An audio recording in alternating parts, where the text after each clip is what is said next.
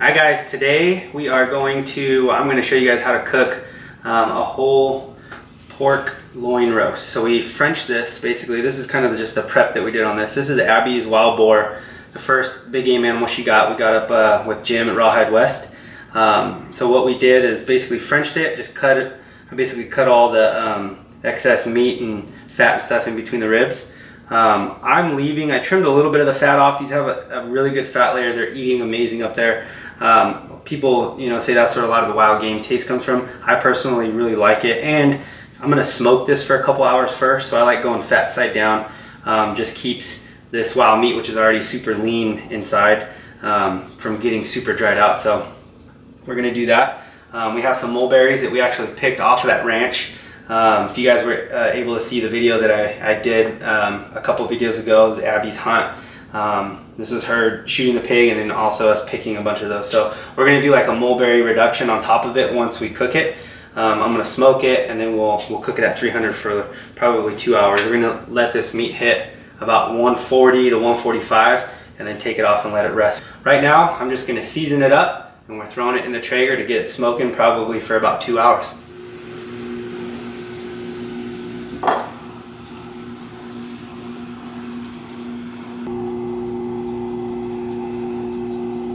We want to get a lot of flavor, a lot of seasoning on this. It's tough to over season when you're doing a whole roast because A, a lot of it falls off when you cook, and B, really when you cut these, the only place you're getting the flavor is that small outside space. So don't be afraid to season these things a lot. So you guys can get creative with what you want to put on the outside of this. A lot of people do a bunch of fresh herbs. You can do apple type stuff like apple cider vinegar, apple juice. I'm basically just using the Traeger pork and poultry. This stuff's awesome. It has salt, a bunch of different spices in it, paprika, I think chili powder, just a bunch of different stuff like that. So this is one of my favorites. Super simple. I just did a little bit of olive oil, covered it completely with this, and we're about to go throw it in the Traeger. Let it smoke. Alright, so right now we have it on the super smoke setting. It stays low, about between 160 and probably 175 is where it typically stays at. So it's not very hot. We're not really trying to cook it much when we're doing this. Just getting that smoke flavor. Put it in there and let it stay in there for about 2 hours.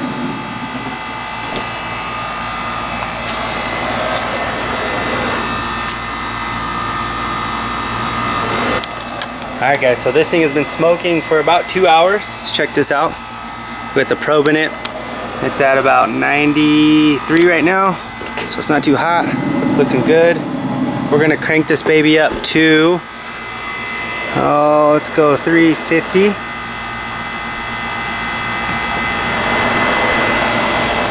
Now we're gonna let that thing cook for another hour and a half to 2 hours. What do you guys think? It's hot out here, isn't it? Alright guys, so we have probably another 20-30 minutes before the meat is done.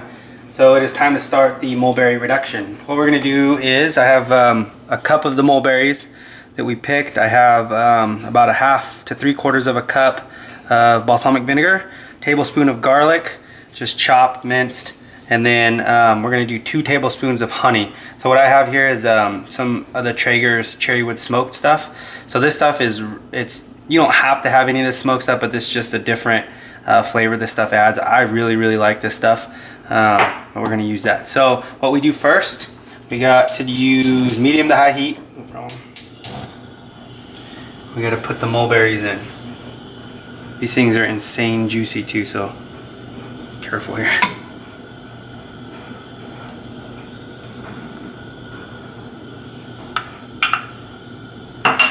Alright, what we want to do is basically just kind of mash these up a little bit. We got some stems in there, but it's fine. It's just going to add to the flavor. We'll kind of crush these up just a little bit. We want to have some type of berry shape still in there, but get some of that juice out. Alright, so this is starting to heat up. At this point we want to add the 2 tablespoons of honey. If I can get this out.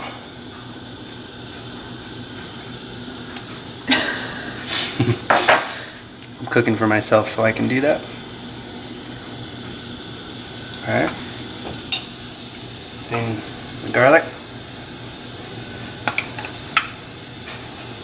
Just mix that in. And you want to bring that to a boil. Let the honey and the garlic, well, the honey melt and the garlic get in there.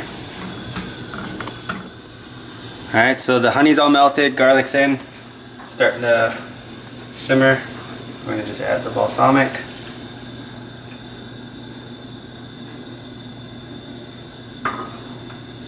Mix that in. Now we just let this boil and basically simmer down until it starts getting thick, and it'll start almost turning into like a sauce. Takes about, I don't know, 20, it depends on the pan that you have, but probably about 20 to 30 minutes. So we're just gonna let this go. Should be perfect timing for when the meat is done, and then it's game time.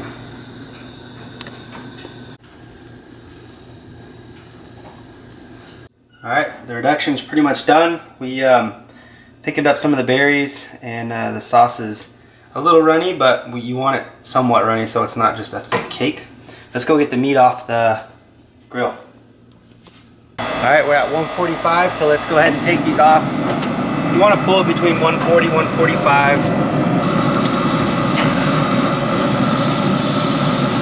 Ooh, that looks beautiful.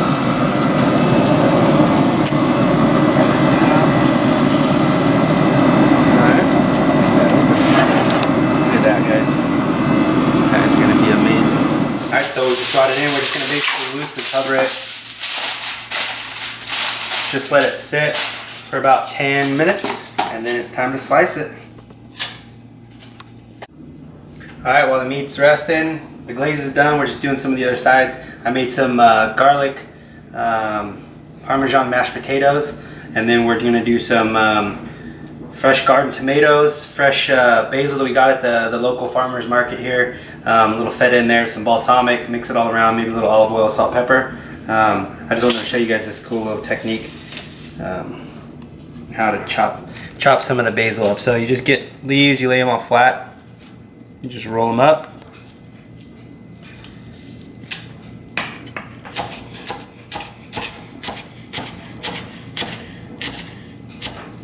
Boom. Do a couple more cuts on there. There you go. Simple.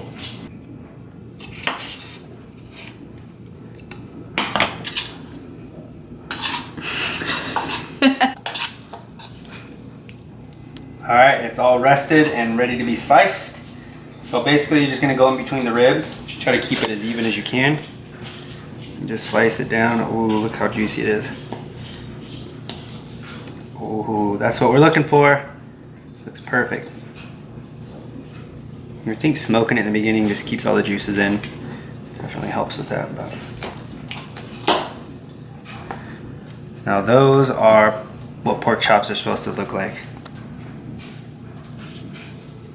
Super juicy, and this is wild, guys. Keeping that fat on the outside and smoking, I think, definitely helps. I didn't brine these, I didn't do anything crazy.